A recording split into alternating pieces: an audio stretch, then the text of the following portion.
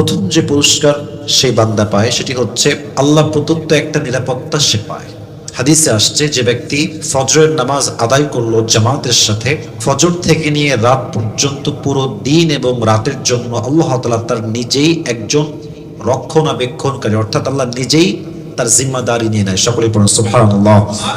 মানে হচ্ছে তার রক্ষণাবেক্ষণের দায়িত্ব আল্লাহ তাআলা নিজেই নিয়ে নেন, যে তোমার যা হবে, যত বিপদ আসবে, আমি আল্লাহ তোমাকে নিজেই প্রোটেক্ট করব, আমি আল্লাহ নিজে তোমাকে বিপদ থেকে বাঁচাই দিব। তাহলে যে ব্যক্তি ফজর নামাজ বা জামাত আদায় করে, প্রত্যেক দিন আদায় করে, তাকে সংরক্ষণ করে একজন, আওয়াজ দিয়ে বলেন তো তিনি কে? দুই নাম্বার, যে ব্যক্তি ফজরের নামাজ প্রত্যেক দিন বা জামাত আদায় করে, তার দুই নাম্বার পুরস্কার হচ্ছে তাকে আল্লাহ তাআলা ফজরের নামাজ জামাতের সঙ্গে পড়ার বিনিময়ে একটা উত্তম জীবন দান করে, তার জীবনে একটা সুখ দান করে। হাদিসে আসছে, যখন কেউ ঘুমাতে যায় শয়তান তার পেছনে 3টা গিট বাঁধে। মোট কয়টা গিট বাঁধে? 3টা। বান্দার যখন ঘুম ভেঙে যায় ফজরের নামাজের সময় বা তাহাজ্জুদের সময়, যখন তার ঘুম ভেঙে যায়, তার নামাজের কথা স্মরণ হয়, যখনই আল্লাহকে স্মরণ করে সঙ্গে সঙ্গে একটা গিট খুলে যায়। আবার যখন সে উঠে গিয়ে অজু করে নামাজ পড়ার জন্য, তার দ্বিতীয় গিট খুলে যায়। এবং যখন সে ফজরের নামাজটা ফাইনালি আদায় করে ফেলে, তার 3 নাম্বার গিটটাও খুলে যায়।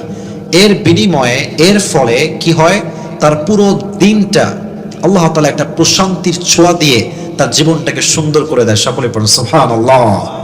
তাহলে বোঝা গেল, ফজরের নামাজ জামাতের সাথে আদায় করলে অনেক বড় একটা পুরস্কার হচ্ছে এই পুরো দিনে একটা আত্মপ্রশান্তি, বা এই যে আত্মার সুখ, আত্মার প্রশান্তি, মানসিক শান্তি, এটা আমাদেরকে দেয় একজন, তিনি কে?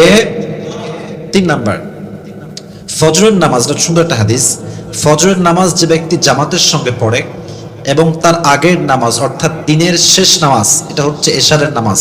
5 ওয়াক্ত নামাজের শেষ নামাজ হচ্ছে কি নামাজ? এশারের নামাজ।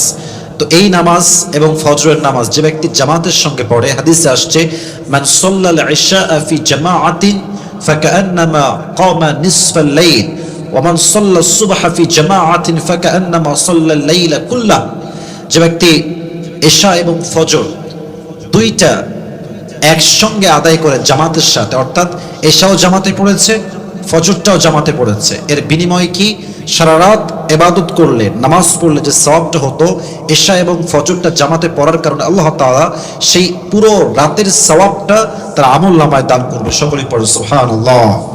তাহলে আমরা এশার নামাজটাও জামাতে পড়ব, ফজরের নামাজটাও জামাতে পড়ব। 4 নাম্বার, যে ব্যক্তি এশারের নামাজ আদায় করলো এবং পাশাপাশি সে ফজরটা জামাতের সাথে পড়লো, হাদিসে আসছে, যে ব্যক্তি ফজর নামাজ জামাতে আদায় করে, জাহান্নামের খাতার থেকে তার নামটা আল্লাহ তাআলা কেটে দেয়। সুবহানাল্লাহ পড়বেন না সবাই? এবং জান্নাতের খাতায় তার নামটা উঠে যায়। পাশাপাশি এখানে আরেকটি আমি অ্যাড করতে চাই, সেটা হচ্ছে এটাকে আপনি 5 নাম্বার ধরতে পারেন। সেটা হচ্ছে, যে ব্যক্তি ফজরের নামাজ বা জামাত আদায় করে, মুনাফিকের লিস্ট থেকে তার নাম আল্লাহ কেটে দেয় এবং মুমিনের যে লিস্ট আছে, মুমিনের কাতারে তার নামটাকে লিখে দেয়। সুবহানাল্লাহ পড়বেন না সবাই? আল্লাহ আমাদের সবাইকে ফজরের নামাজটা বা জামাত আদায় করার তৌফিক দান করুন। সকলে পড়া আমিন। 6, যে ব্যক্তি ফজরের নামাজ বা জামাত আদায় করে, আল্লাহ তাকে একটা শক্তিশালী নূর দেয়, এক অসাধারণ শক্তি প্রদান করে।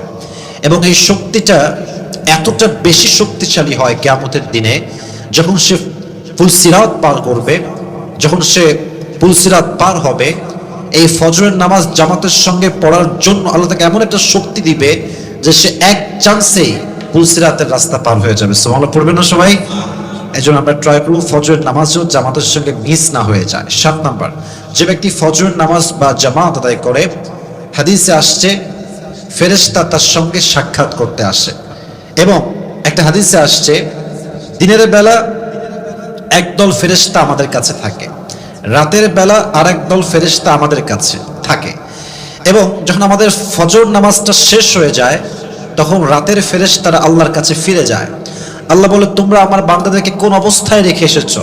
তখন তারা বলে, আমরা আপনার বান্দাদেরকে এমন অবস্থায় রেখে এসেছি যখন তারা ফজরের নামাজে সেজদারত অবস্থায় ছিল। সুবহানাল্লাহ পড়বেন না সবাই? তাহলে যে ব্যক্তি ফজরের নামাজটা আদায় করে জামাতের সঙ্গে, ফেরেশতাদের সঙ্গে সাক্ষাৎ করে। 8, যে ব্যক্তি ফজরের নামাজ জামাতের সঙ্গে আদায় করে, হাদিসে আসছে এই ব্যক্তি আল্লাহর সাক্ষাৎ, আল্লাহর দিদার লাভ করবে। সুবহানাল্লাহ পড়ে সবাই।